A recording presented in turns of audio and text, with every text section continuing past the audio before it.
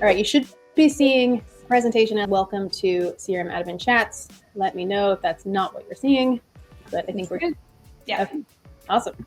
Okay, so who are we? My name is Sophie Higgs. I'm a Senior Director of Product here over the CRM. I have been working on the CRM for almost a decade now.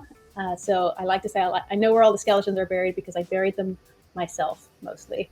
My pronouns are she, her, and I'm going to pass it over to Lara to introduce herself, and then we will get into some of the content.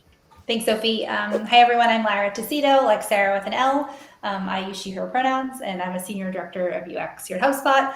I've also been at HubSpot a long time. I think it's 8.5 years, going on 9. So yes, I might have been an accomplice with Sophie burying those skeletons along the way, but very, very excited to chat with everybody. So I'm more on the user experience side. So the design of the product and the software. So really excited to hear about how we can improve that along the way. Thanks, Sophie. Awesome. Thanks, Lara. Okay, so what are we talking about today? We want to talk about admin setup, and specifically, how do we make setting up and iterating on your CRM not suck? And that is not a trick question. I believe it is possible. I haven't seen it done right, but hopefully with all of your input, all of your feedback, we can get there together. And typically, when we do talk to CRM admins, we really focus in on a specific area or a specific problem to solve. But as you all know, CRM setup is a massive and vague topic that could take us in a million different directions. Setup includes configuring your account, setting up the data model, training your team, setting up process and automation, integrating tools, configuring the UI, tracking progress with your team, etc., etc. So we don't want to focus in on any one of these areas specifically today, although I'm sure the conversation will probably touch on a lot of these areas. The other way that we could kind of talk about setup or frequently talk about setup for admins is in the context of the use case. So honing in on specific hubs or specific CRM jobs and understanding what it takes to get everything set up so you can start generating leads, closing deals, efficiently closing support tickets, etc. But again, this feels too narrow, and I don't think it gets at the feeling that we want to evoke for admins using HubSpot. We want to approach this slightly differently today. And a little bit of background before we get into that. At a high level, we are trying to build a product that is easy to use and adopt. It has fast time to value, and it gives our customers a unified view of their customers. That is our North Star for what our CRM should be and do. So instead of coming at this from a feature level, specifically like how do you do this specific thing in HubSpot or the job level, we're going to anchor to these themes today. And we want to talk about your experience with software generally, give you all the magic wands to envision what the ideal experience of setting up and iterating on your CRM would feel like, and then what would you like to see us build to make that happen? Before we do that, let's talk a little bit about what to expect today. So we're going to give you a question prompt and ask to please share your thoughts in the chat. We'll also be calling on a few folks for each question to share their thoughts live. So if you'd like to come off mute and share with the group, hopefully Kyle can help us figure out how to make that happen. I'm not sure if we're going to have to make people presenters. Thank you very much, Kyle. We got it. And there is a raise hand function. So just raise your hands and we'll figure it out. Thank you very much. All right. So if you want to come off mute, if you want to share with the group, please use a hand raising function to let us know. We'll call on you. You can come off mute and you can share your insights. And remember, you have a magic wand. Anything is possible. So please don't anchor to what exists in HubSpot today. Don't anchor to what you think maybe we could do incrementally, or it could be a V1. Like, tell us your big, broad magic wand, anything is possible thinking. Let's start with an easy question to warm up. And before we get into that, again, a little bit of context.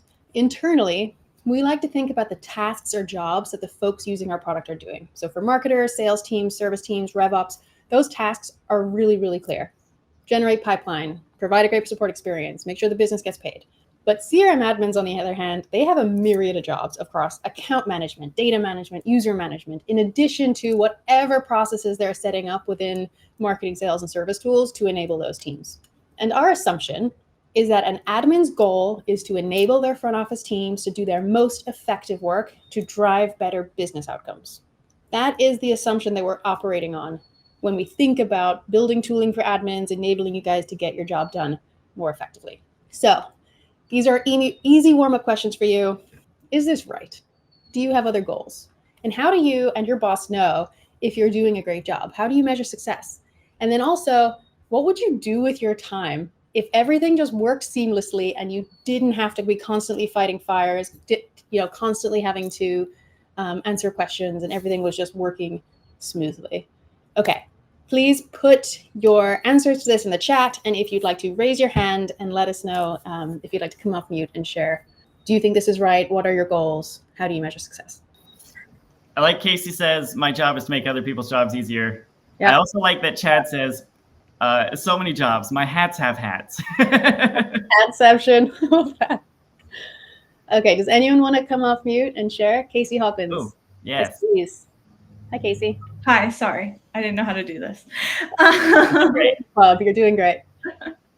I mean, broadly, yeah, I think this is right. I think what my job is changes day to day and week to week. So it is hard to like encompass that. I personally do freelance marketing, so it also depends on the client.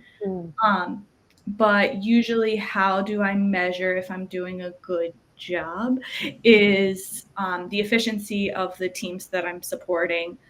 Sometimes it's, are the teams I'm supporting able to segment their audiences in the way that they want? A lot of times it comes down to, are we giving leadership the reports that are valuable, which a lot of the back end work is supporting that. And what would I do with my time if everything worked seamlessly? I mean, I feel like I spend a lot of time cleaning data or cleaning up processes and things like that. In my perfect world, I would be spending more time like proving processes rather than just cleaning them, if that makes sense. Makes sense. Thank you so much for sharing. And out of curiosity, how do you know when something's like broken? So you say like you're cleaning the processes. Who's identifying that the process needs to be cleaned up? Sometimes it's me. So again, I do freelance. So sometimes I'm coming into new accounts and being like, wow, it sure is a mess in here. Sometimes though, the marketing team is like, hey, can you help us? We can't figure out how to segment our audiences at all. We don't have the data we need. Or an integration is just providing dirty data, so they're not able to use that to properly segment or report, whatever. That makes sense. Thank you so much. I appreciate your sharing. Okay, we're going to hear from Wilhelmina, and then we're going to move on to our first theme. Wilhelmina, what do you think? Is this right? What are your goals? I feel it's a really great answer. Can you hear me okay? I'm sorry. Yes, we can hear you. Oh yeah, I think it's a really great answer. It streamlines what an admin does. So I work with a partner here, for HubSpot. So just being able to go into different businesses' accounts and making sure they can find the information that they need.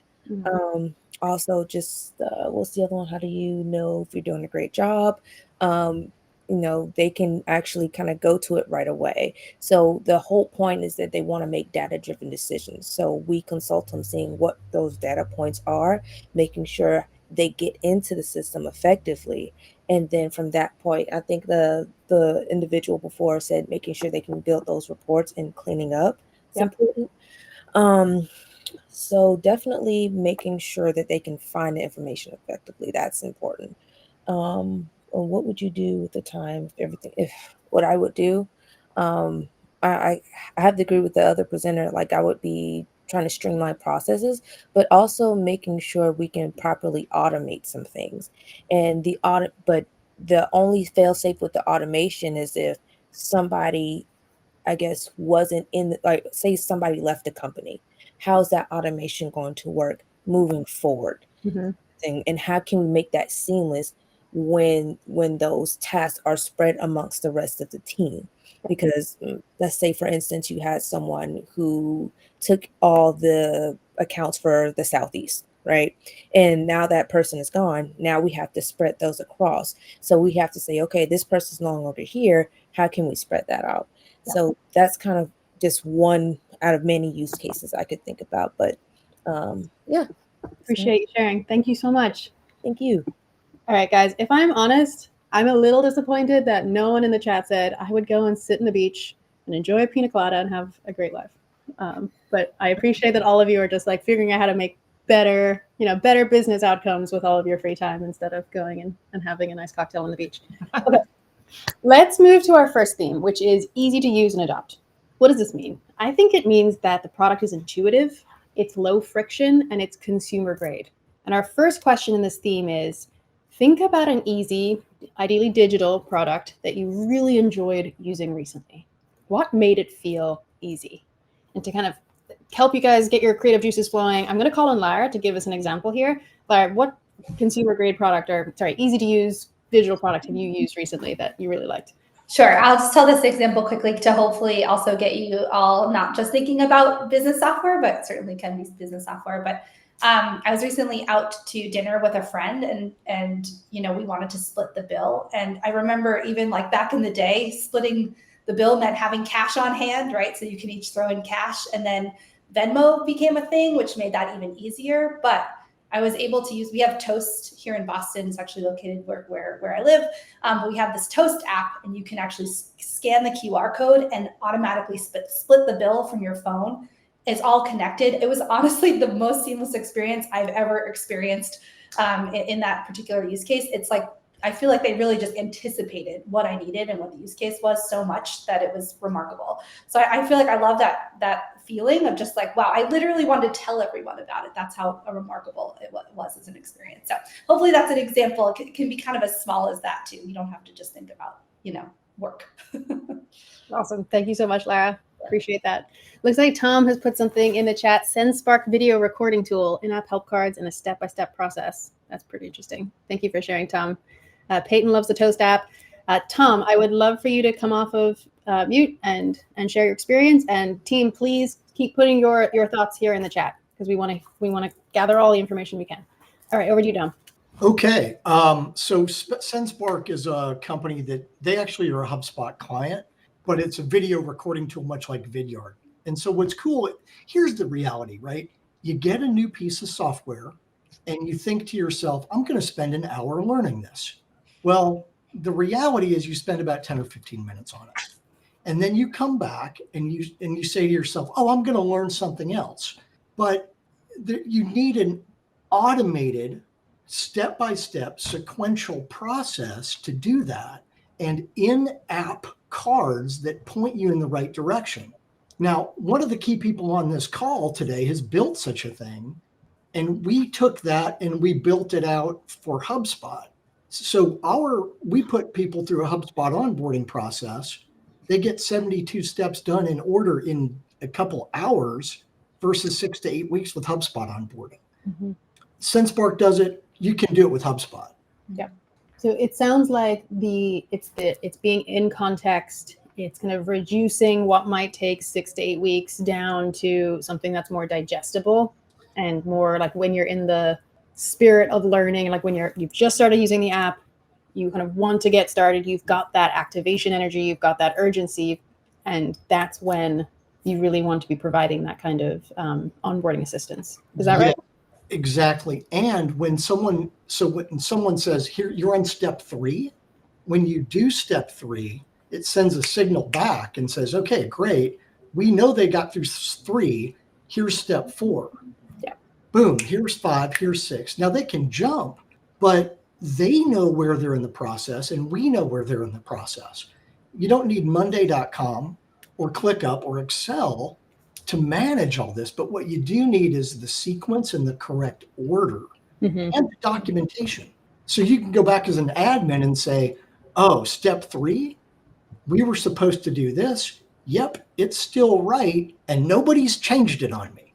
That makes a ton of sense. Thank you very much. Okay, one of the people, so Chal Morse has said Duolingo. And I am really interested in why. What is it about Duolingo that's super easy? Chal, if you don't want to come off mute, that's totally fine. Oh, here we go. Amazing. Thank you. Sorry for calling on you if that was awkward. No, that's all right.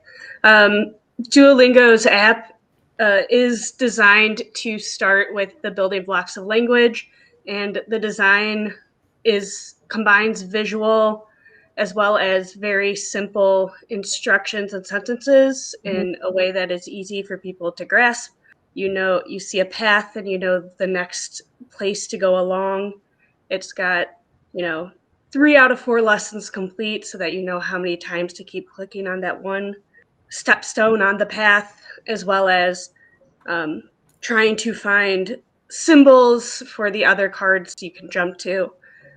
So, like treasure is working towards prizes, and the home screen, birdhouse for a home, as well as combining it with like a fun mascot to add that like personal touch, and people start to feel good about a cute mascot and associate positive feelings towards that. And I like learning new things. So awesome. Thank you for sharing. Appreciate it. Okay, guys, we're going to go to our next question under this theme, which is, what would a consumer grade setup experience look like in HubSpot? And consumer grade, I think someone had asked, what does consumer grade mean? To me, it means it's not like business software focused. It is something like you would download an app on your app store, and like that's consumer grade. It's something that is intended for the everyday person to pick up and use and instantly be able to like get it. Lara is the actual design professional, so she can define consumer grade from a design perspective. Lara, is there anything else you want to add there? No, I think that's exactly right. And I actually think that it's right to be asking you all what that means to you, right? I think that's why we're here. So I'm excited to hear what you all have to say. Awesome. So guys, please put in what would that look like for you? What would a consumer grade setup experience look like in HubSpot in the chat? And if anyone wants to come off mute and share your thoughts, please raise your hand. I'm seeing step-by-step instructions for anything you want to do. Christoph, I'm curious, how do we know what you want to do? How would you kind of send that or send that signal to us? Christoph looks like he's coming. Yes. Now, I was thinking kind of like with projects. We have projects where you have like setup, but a lot more user-focused, user-oriented. I want to send a newsletter. Bam, these are the 23 steps you need to do, and at the end you can press send on a newsletter, including dashboards.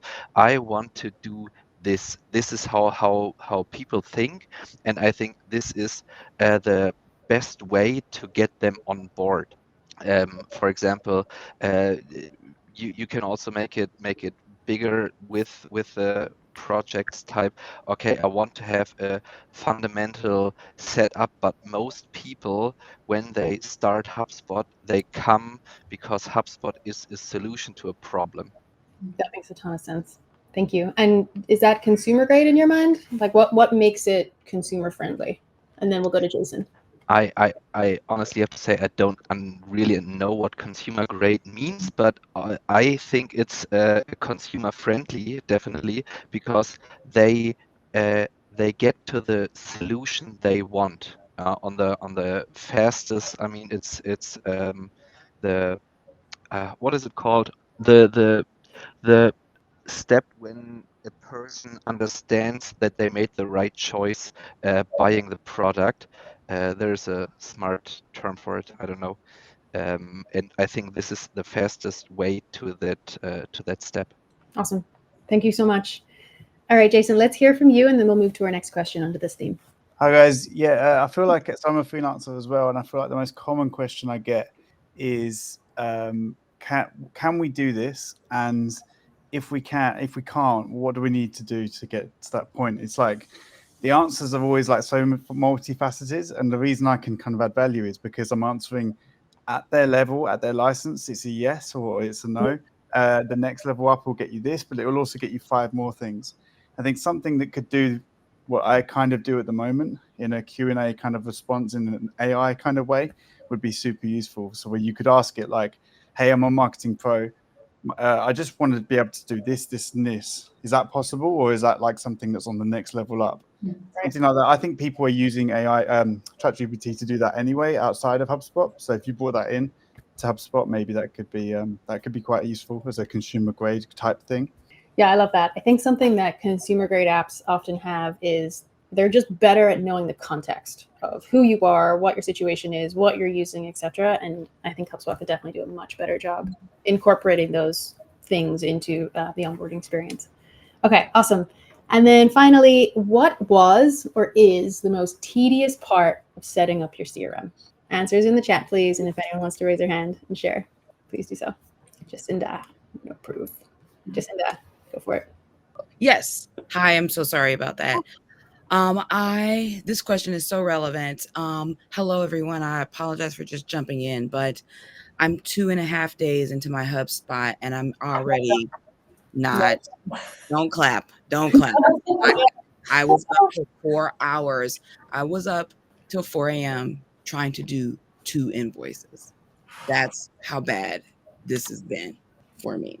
I believe I'm in the right space. I like the way it looks, but man, oh man, oh man. I loved what the other gentleman said. I'm not getting any instruction on which way to go and how to start. And every time I think I might have found something, it's like a 90 million long word article. And it doesn't even say where I'm at or what I was trying to do. And I don't even know if my customers got those 2 invoices and I need that money. So when you say, what was the most tedious part? It had to be those invoices. Yeah. The Square app didn't connect. I don't want to pay for the free, the big version if I can't use the free one. Like, good gosh, where am I at? Like the paid one is supposed to make it better. Yep.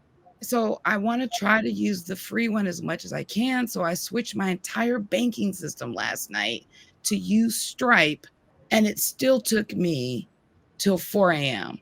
Yeah. to figure out 2 invoices, y'all. Yikes. I'm sorry to hear that. So I'm just hurt. I'm just hurt. So I'm trying to hang in there. That's why I signed up for this call today. So to answer your question, invoices. Okay. Invoices. Thank you. Thank you for sharing. I hope you could take a nap today. I really apologize that that's been such a miserable experience for you. Okay. Does anybody else have anything they want to share here? Phil, talk to us, Phil. Phil, you there? Phil looks like he's still potentially on mute. Unmute bottom left-hand corner. Okay, how about now? Yeah, I hear you now. All righty.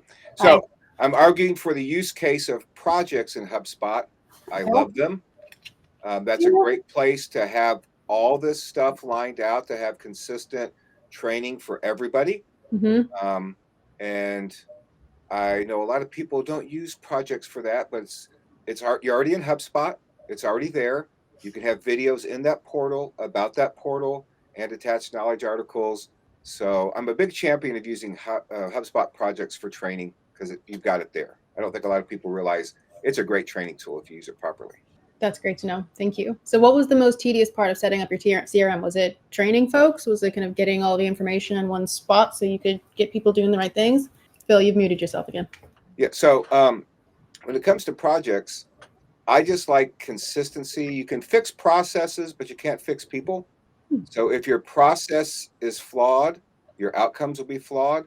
Yep. And so I just like having a consistent training, onboarding process, particularly with CRM, particularly with Sales Pro. There's a lot of pre-made templates already. And then you can just add some custom videos to make an onboarding project. And I started with HubSpot so long ago, I went through was it Base Camp way back in the day or whatever the heck it was, which was very intensive, but very good. And so this is my answer to that. Awesome. I appreciate that. Thank you so much for sharing. All right, team, let's move to our next theme, which is fast time to value. And I think this is pretty self-explanatory, but when I say value here, what I really mean is getting to the point where your front office teams or back office teams are doing great work and driving business success. But if you have a different idea of what value means to you, please do let me know in the chat. And let's go to our first question. What would make it easy to get your teams into HubSpot? What do you wish you had? Let me know in the chat. And if anyone wants to come off mute again, please let us know. Raise your hand. A magic wand. All right. Matt, tell me more. We asked for that one. Yeah, that's true. What would you do with your magic wand? Matt's coming off. Prove. All right, Matt, talk to us. Can you hear me now? Yes, you can. Cool. No, it's just a magic one, just to make it all a lot easier, because I work for a CRM agency as well, so we work on HubSpot and we try and get people on it. And the biggest source of issues we find is like the user adoption thing. So it's like you can involve them as much as you want in the process, but as soon as it actually comes to physically having them there and them to start using it, the previous thing about having like projects and training is great. It's for me, it's that magic one that they adopt it straight away, because quite a lot of people are so set in their ways. Mm-hmm. I implemented a CRM about 2 years ago for a manufacturing firm, and one of the guys was still using post-it notes instead of the notes on HubSpot. So a magic one to get adoption would be perfect. What do you think HubSpot should be doing to improve adoption? Like, what could we be doing to help you improve the adoption for these teams? Or someone who's just like unwilling to log into HubSpot and get off their post-it notes. It's a tricky one, because not so much HubSpot. I guess it's just having that support, really. I mean, being that extension. So obviously for us as a partner agency, it's great to have obviously the HubSpot partner team to support with solutions and ideas. Obviously we've got Kyle on LinkedIn, who's very good at responding to any use case queries. Kyle's great. And what I do like is the way that everything's becoming an object now as well. So maybe some sort of admin object as well, for getting adoption. So whether that's using projects or a checklist for people adopting is another thing. So like permission sets could be great to be limited until they've done so much. So they have basic access, and then hiding that behind you have to have been on HubSpot for 10 hours, or you have to have done X, Y, or Z before you can actually go and start breaking the system, would be an potential use case. I love that. I thought you were going to say you have to be in HubSpot for 10 hours before you get paid your commission, but I think unlocking additional functionality is definitely better. I love that. Thank you so much, Matt. I appreciate you sharing. Okay, team, let's move on to the next question, just because, and then Wilhelmina, I will love to go to you next. If we asked you to design an experience around smart starts, what would that look like? And I am purposefully not going to define what smart starts means to me, because I do not want to limit the scope of your thinking. But let's just say HubSpot allows you smart starts. What does that mean? And then Wilhelmina, do you want to, you've asked to come off mute a few times, so I want to make sure we get you. You're awesome. Thank you so much, Kyle. No, thank you. I was prepared for the other question, but if the first thing that comes to mind with smart starts, I would say that it's more intuitive based off the type of business that you have. So whether it's a B2C business, whether it's a B2B business, or whether it's whether you're physically given a product or a digital product, maybe kind of having a preset of how that's defined, and then based off what that person chooses, they go on and have like a templated instance for that business case. Because setting up various types of systems, doesn't matter. At the end of the day, you're getting a product to the consumer in hand, or you're coordinating with another business. If we're taking everything down and just getting to the root cause of it, and in those businesses, no matter what they are, they have some type of foundational commonalities. And so going based off that, and then saying, okay, based off this business to consumer startup, you should create deals, build your pipeline, and make it step by step. And then letting them know, like, hey, for this, giving them a timeline. This first week, you built your pipeline, right? And then from that point, it'll say, okay, usually takes about 30 minutes, but you have to go and do your homework. And maybe having them, I don't know, make it a requirement to, okay, you have to fill out this little document here or something. It should take about 5 minutes to say, okay, this is what your pipeline should be. And then maybe using AI to define their pipeline based off the information they put in. I don't know. But thank you. Yep. Awesome. Chris, you are on mute, just in case you're talking. Here we go. Oh, I had actually put my head down because I was just gonna plus one. No, I saw you, Chris. I brought you on. Yeah. No, I was actually putting in the chat there was one time where I created a free HubSpot account and was asked, do you want to use HubSpot for events or for sales or for some other third thing that I can't remember? Mm-hmm. And I chose events, and it automatically added some event specific properties. I think it was just properties, but I agree with any asset sets that could be created, especially for any non-SaaS users. Because back to the other question of the most tedious thing, it's always adding the same properties for the same use case In my example, it's often manufacturing. So but you guys are starting to accommodate that with stuff like orders that has billing and shipping address and all the normal stuff that we would get in other systems. So I think it's hard to depend on HubSpot for application and vertical specific build outs like that. Yeah. But I'm guessing there's a lot of opportunity to work with specific partners to help maybe develop some of those experiences. That's super helpful. Thank you so much. I really appreciate you sharing. And guys, thank you so much for adding so much context to the chat, because again, me and Lara are going to go through this afterwards and kind of consolidate all of the insights, both from what you guys are saying live as well as the chat. So please continue to do that. Okay, team, last question, this theme. How do you discover tools that you could be using in HubSpot? Do you figure it out through Kyle sharing his wonderful videos, through admin hugs, through LinkedIn, through Reddit, through their product updates channel? Like, how do you, or the nav, like, how do you figure out, oh, I could be using that thing. That could be useful. Kyle, admin hubs, product update, the Monday morning briefing. Kyle, I'm seeing Kyle here a lot.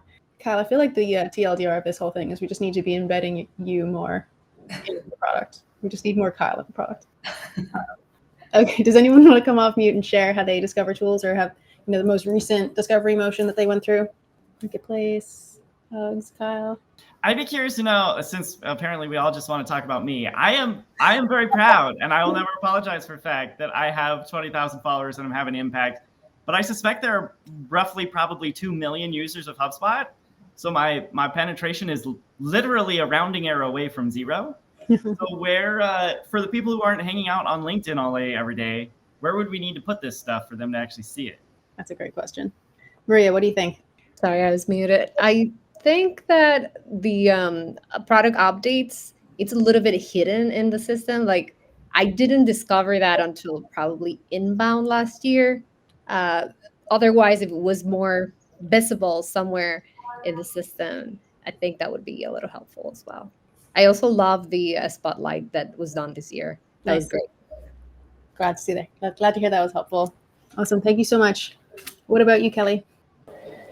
Yeah, I would love for maybe when you log in, it like tells you, hey, you're paying for these features. It doesn't look like you're using them. Is this something on the screen when you first log in? And it's like, then it has like the benefits of what that product is. Sounds like you are looking for some kind of global home, which is something that is very near and dear to me and Lara's heart. So what else would you want to see when you first log in? So it's like, okay, you've got these features that you could be using that you're paying for, but you're not using. Is there anything else that you'd want HubSpot to kind of be speaking to you about when you first log in? I would say errors, right? Like we're B2C and we send a lot of emails a day, right? We send around 3 million a month. So, and I put this in the chat earlier, it would be great for it to be like, hey, it looks like you sent way too many emails yesterday. Like, was there an error? Was there an issue? But yeah. I would actually love it to prevent that from the beginning, right? If you're turning on a workflow and your triggers aren't what you expected it to do, and it's like, do you really want to send this to 2 million? Use that AI as a proactive approach as opposed to just a reactive when you log into the home screen. But it would also be nice for it to be on that home screen. Like if something did go wrong, to see like an outlier, basically. Yeah. I love that. And out of curiosity, before you head off, is that something that you would expect to set yourself? Like, how would HubSpot know that 2 million for you is crazy? Is it just based on your previous email sends? Is it based on, general industry information, or, figuring out what roughly sounds good? Or is that something that you would want to set a ceiling for yourself? I think I would want it to look at my average sends daily, right? And be able to use that data that is already available inside HubSpot to determine that. Obviously, if we have the ability to set some of those ceilings as well, that would be great. But another big one is like, hey, your marketing contacts, you're getting really close. Like, when you log in on that first screen, like you need to do something about that. So, I would think yes to the ability to set those, but really I think it's more powerful when the system is actually using the data that it has. Thank you so much. And to Kel, who was saying he'd like to wait to check in on the roadmap before building workarounds, we actually have published public roadmaps that we refresh every 6 months, I think. So please check those out because we put a lot of effort into being able to communicate what we're working on for the first half of the year. All right, let's move on to our next theme, which is unified view of the customer, which basically means you're able to get all the context you need about your customers in one place.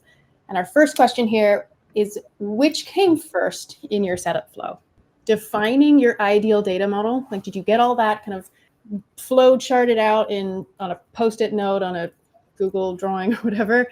Or did you start getting data into the system, reach a point where you realize, oh, I need to iterate on what I've got set up, and then kind of take it from there? I'm seeing data first, data model, same time. Does anyone want to come off mute and tell us what their process was?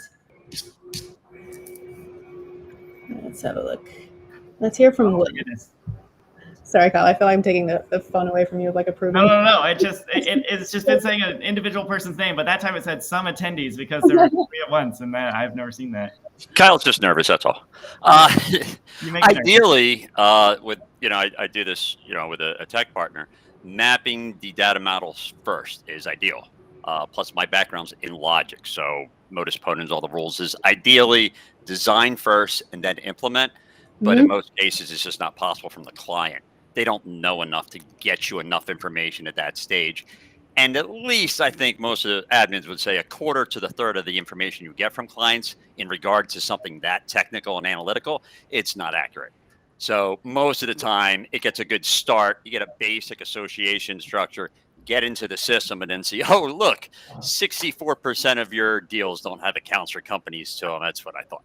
And then we start redesigning from there. And then that's when custom objects come in and workarounds and the like. So 3/4 of the time, it doesn't get finished in the system. Just because, if anything else, a client is selling insurance or they're a health and fitness guru on Instagram. And it's utterly unfair of me to ask them, what's your third permutation downstream from this additional you have designed here? And they're looking at me like I am speaking Greek, because it is. So that's usually what happens. And out of curiosity, when you do have to do that iteration, so you've got your first, set up for the data model, then you start getting data in, and maybe you realize you need to change something or iterate on something.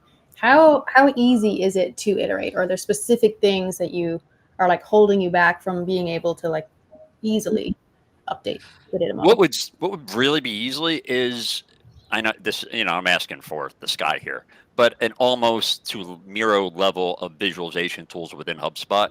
And then from there that I can turn a bot to that it can work with me. That would be amazing. I could scale up probably another magnitude. You know what I mean? I could do another 10-fold if I had a strong bot or two with data model designs.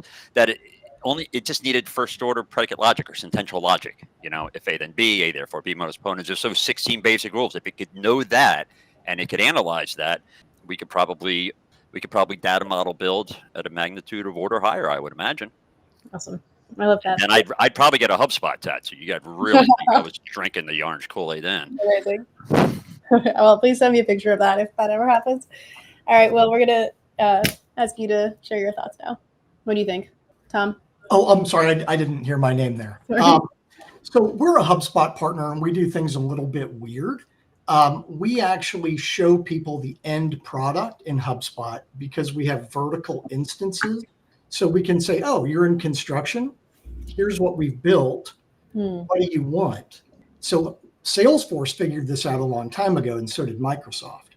So what we do is we say, okay, here are the custom objects. Here are the reports. Here's the data model. And if they say, we want everything except for this, this, and this, we instantly replicate our IP, drop it into their environment, and all that tediousness that you talked about earlier, creating all the custom fields, we don't have to do that. And then when we put that copy into the sandbox, what we're able to do is modify and iterate in the sandbox, but your sandbox can't copy over to production. Yeah, we know. We can. Yep. So we use a tool to copy it and it's done. We also drop in specific help cards for that industry. So it speaks the language of, well, here's how you sell a solar panel to a residential customer. So different approach. No, I love that. And push to prod for sandboxes is definitely something that we're actively working on. So I appreciate the push on that. But that's, I love that you are kind of giving your clients a suggestion of, okay, this is what the shape of it could be, letting them customize or configure, getting that into the sandbox easily. Sounds like you guys got some like projects or API set up to enable you to do that really easily. And then once everything's looking really, really good, getting it over to prod. Yeah, because we start kind of like 20 or 80 yards downfield. So we're not starting from zero. And the customer doesn't have to look at the blank state of HubSpot, which is what it comes like out of the box. Mm-hmm. Imagine what they want it to be, because a customer trying to build this out themselves is going to screw it up. They're going to put a deal pipeline where it should be a ticket. They're going to put a company field on a contact record. You see it all the time. It's just because you don't know. So you got to give them shortcuts. I love that. Thank you so much for sharing. You bet. Okay, next question is, what is your biggest hurdle in creating a customer 360 view in HubSpot? Can you share in the chat or come off mute? Let us know. Chris, let's get you on. Data. Can you be more specific? Hi, Chris. People putting in the data, especially now that 360-degree view is going customer platform and all the teams, getting the users actually in HubSpot, and so that the data that can actually provide a 360-degree view in HubSpot is, I mean, I would challenge anybody to come up with a bigger hurdle. If we don't have people using the system, we're never going to have a 360-degree view. Are there things that we should be doing to try and pull in data that people are logging outside the system? It's hard to imagine you could be doing more, other than the education required around all the new stuff that you're doing, like the invoices problem that we talked about earlier. Yeah.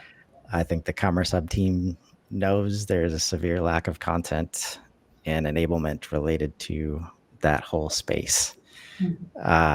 I'm very active on the quote to cash and helping people with that stuff. So it's very close to me. But I think also, I think it hits here and related to a previous question. I don't think enough is done. And I think HubSpot ecosystem itself take HubSpot for granted, in that until you see it and experience it, the idea of being able to click around and explore and not break stuff and not get lost is an underrated piece of HubSpot. And when you're coming in from an external system, you think that you've got to follow this 5-step plan. And if you don't do that, like, bad things are going to happen to you. So you don't explore new tools. You don't experiment with clicking on the thing, understanding that if it really is something that's going to break or be bad, then HubSpot's going to put 3 things in front of you before you do that. So I think the enablement, helping non-HubSpot users and SaaS mindsets is what comes to mind there. Awesome. Thank you so much. I'm curious how, if a user, like the user clicking around and potentially exploring things or clicking things, is that like a proactive sales rep who's curious about the product? Or like who do you actually want to be clicking around and exploring and, obviously not deleting the whole contact database, but exploring a new tool? Or is that an admin? Is that someone on your team? Is that a sales rep? Like, who's doing that in your ideal world? Ultimately, as close to everyone as we can get, from a stance that everybody is empowered to, have a growth mindset, learning, like always looking for ways. Like, a common thing I'll say is, if the thing you're trying to do feels really tedious, or you have to enter the same thing manually 10 times, please stop and ask me, because there's probably a better way to do it. Yeah. And that's where it could be like a button click away, and they're afraid to click that button, so they don't so they don't try to make the process better. And that's where like putting that all in the head of an admin, especially when all 6 hubs, is just not reasonable. So I think that's where helping create this is a safe place to work, and as long as you're still getting your job done, obviously, right, it's okay for you to explore and try to make the system better for your team and everybody else involved. Oh, that's great. I feel like I frequently hear the opposite of that. So it's so nice to hear this perspective where like the opposite is, I want to lock HubSpot down. Reps can't do anything. Like they just need to like be very narrowly on the path that I have set for them. And I love hearing that you actually want people to feel more comfortable in the software, to feel like more ownership over it, more ownership over their experience in it. So that's cool. Yeah, I think that's why this hug is so valuable, because almost every time somebody comes on or we do a workshop, the presenter is getting surprised by something new in HubSpot looking different. But it's also like, since all the education and enablement comes from the academy, it's pretty much impossible to create that experience in a certified way. I didn't intend to plug, but that's the whole reason I started the content I'm doing, is because there's so many tutorials and it's so overwhelming, like which one you pick. But when they're all 1 step, 2 step, 3 step done, that's not daily HubSpot life. Like I can get to the same task from 5 different directions, and like following these strict processes. Like I definitely get where it's coming from, but there's like that safety in HubSpot, I think is super powerful. That's amazing. Thank you so much, Chris. I appreciate you sharing. Okay, guys, we have 5 minutes left. So we're going to go to our last question, which is, what role do your front office teams play in this? So do you get their input? How do they provide feedback? Like, what does the feedback loop look like? How does that happen? Where does that happen? Please share. Does anyone want to come off mute? Let's do Lisa. Hi, Lisa. Lisa, you are currently on mute, in case you're talking. Okay, so the mute, but unmute is the bottom left. It won't let me unmute. I'm sorry to hear that. Maybe I can unmute you. No, I can't. I don't have the power. Or maybe you could stop sharing and then we'll put you back on again. There you go. Oh, who said that? Lisa's mute and the buttons are grayed out for me. I don't. Huh. Yeah, we can't unmute someone. They have to do it themselves. Lisa, if you unpresent and then present again, it should unstick. And while Lisa's doing that, let's hear from Casey. Okay. Usually I get the feedback, from problems basically. So people come to me and they say, I can't do this, or I want to do this. And that's pretty much how I get the feedback. Awesome. How do they come to you with the problems? Is it just like a Slack channel? Is it just like weekly stand-ups? Someone having to talk to you about something? Yeah, I work in a freelance capacity, so it depends on the client. Some people I'm in Slack with, some people email. It just depends. Some people call me and say HubSpot's broken, and I like, no, it's not. It's just free. That's I love that you give your clients your phone number. Try not to. Sometimes it accidentally. Well, that's great. Okay, let's hear from, doesn't look like Lisa is presenting again yet, but wait for her to come back on. One of the things that I'm hearing in the chat, or I'm seeing in the chat, is people saying you guys have a standing meetings to go over new features. And I would love to hear more about how those go, or like what you guys are doing in those meetings and how often they happen. Hi, Matt. Welcome back. Again.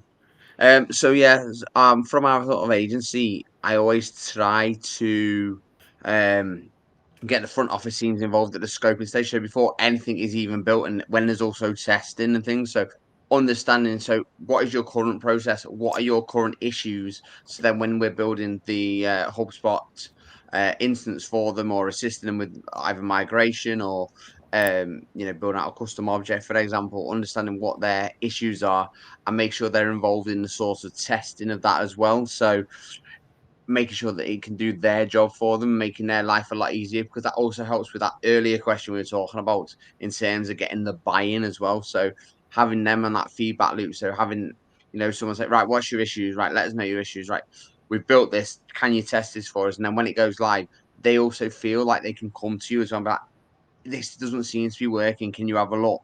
Whereas a lot of time, if you just say, this is what you do, here's some training, watch this, they don't feel like they can come to you or raise their hand and say, oh, this isn't working. They'll struggle through, or they'll regress back to doing something offline. And that's where you'll miss the biggest issue in terms of like the 360 view, because it's stored on a Google Doc, it's stored on a piece of paper or something as well.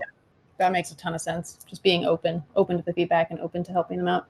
Okay, Lisa, we are nearly at time, but let's try to hear from you, and hopefully you'll be allowed to unmute this time. Nope. Okay. Bugger. I'm sorry. Maybe Lisa, you could put your thoughts in the chat, because I do want to make sure we capture your insights and feedback. Okay, team, we are at time, unfortunately. And just to say, you have all been absolutely amazing for the past hour. Thank you so, so much. It is sessions and feedback like this that really enable us to build a better product, or a great product for all of our customers. So we really, really, really appreciate all of your feedback and your insight. We hope you have a wonderful rest of your day. You know, I'm sure you know where to find us at this point, but if you have any specific questions for us, if you want to connect with me and have a one-on-one call or anything like that, I'm sure Kyle can connect with you, or just send me an email. My email is shiggs@hubspot.com. And I hope you all have a great day. Thank you so, so much again. And yeah, hopefully we'll see you soon. And thank you so much, Kyle, for facilitating this. Yeah, thanks for doing it. Thanks everyone for being here. Have a great week, everyone. Bye, team. Bye, guys. Bye.